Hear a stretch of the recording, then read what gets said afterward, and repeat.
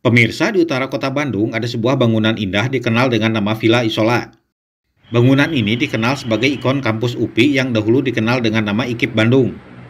Yang saya ceritakan di sini adalah sejarah Villa Isola ketika zaman perang tahun 1945 sampai 1948. Pemirsa, saya sedang berada di depan gedung Isola Bandung, di mana saya menceritakan suasana ketika tahun 1945 dan 1946 lalu. Nah, beginilah ceritanya. Ini adalah Jalan Setiabudi atas dekat Villa Isola yang dahulu bernama Lembang Weh.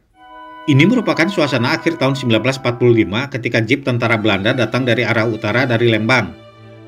Ketika itu, Villa Isola sudah menjadi hotel, tetapi kondisinya sepi terbengkalai pasca pendudukan Jepang pada Perang Dunia II disusul kemerdekaan Indonesia.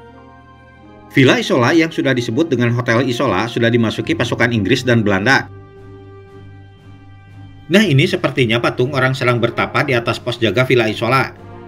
Sementara pada atap Hotel Isola tampak sudah dipasangi bendera Belanda.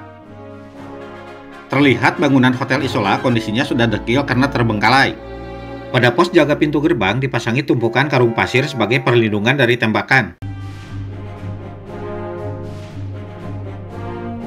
Inilah suasana Jalan Lembang Weh yang ketika itu masih sangat sejuk.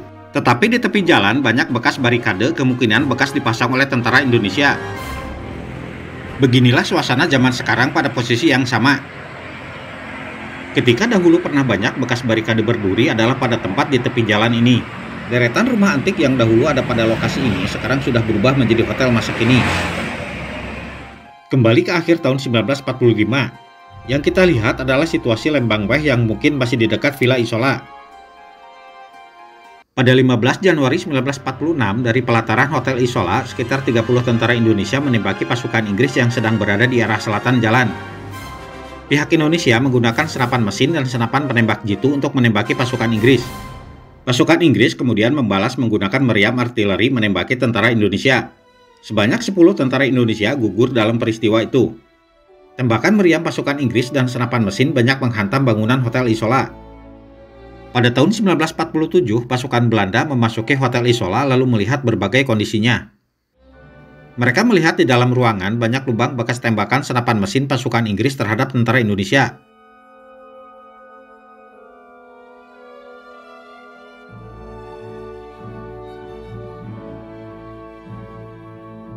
Ini adalah kondisi Hotel Isola pada zaman agresi militer satu Belanda pada 21 Juli sampai 5 Agustus 1947. Jika kita perhatikan, ada perbedaan tampilan bangunan ini yang terlihat pada masa kini, yaitu ada penambahan pada bagian tingkat teratas.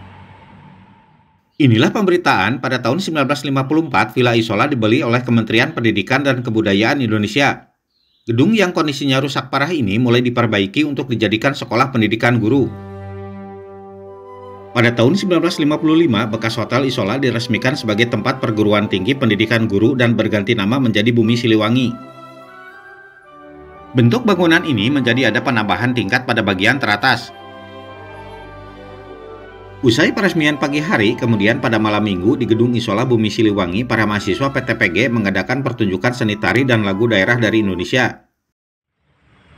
Ini adalah suasana bagian selatan Villa Isola pada masa kini 12 September 2024. Lokasi yang indah ini membuat saya terbayang peristiwa pada zaman perang tahun 1946 lalu.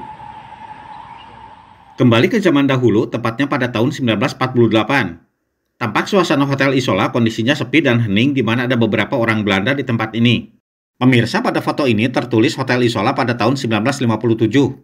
Tetapi sebenarnya kondisi bangunan ini adalah pada tahun 1946 sampai 1954. Kini saya beralih ke bagian utara Villa Isola. Suasana halaman bagian utara Villa Isola lebih rindang dan teduh. Sedangkan ini adalah suasana bagian utara Villa Isola atau Hotel Isola pada tahun 1948. Nah, begini suasana gedung Isola bagian utara serta pemandangan halamannya yang indah pada zaman sekarang. Dari tempat ini dahulu masih jelas melihat Gunung Tangkuban Parahu Lembang. Tetapi dahulu pernah ada bangunan lama yang tampak pada foto tahun 1948 ini. Melalui pewarnaan foto ini, tampak di utara masih berupa sawah yang tampaknya subur dengan alam lestari. Nah, begini pemandangan taman utara gedung Villa Isola dan jalan tersebut pada masa kini. Ini adalah pemandangan Villa Isola pada tahun 1960-an sampai 1970-an. Pada tahun 1963, Villa Isola kemungkinan sudah menjadi kantor rektorat IKIP Bandung.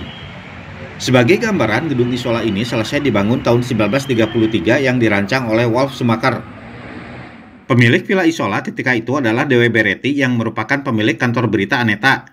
Setelah kematian D.W. Beretti tahun 1934, gedung Villa Isola kemudian dijadikan hotel.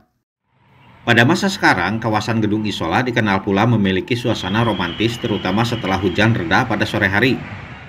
Nah pemirsa, saya sendiri banyak kenangan di tempat ini ketika masih sekolah SD dan SMP pada tahun 1978 sampai 1985 lalu. Sebab di sini sebetulnya ada sekolah SD sampai SMA. Kembali ke tahun 1945, inilah pintu gerbang samping Villa Isola pada masa itu. Seingat saya, pintu gerbang ini masih sama sampai sekitar tahun 1980-an sampai 1990-an lalu. Pada tahun 2024 ini, begitulah penampakan pintu gerbang samping gedung Isola sudah seperti itu dan berwarna coklat.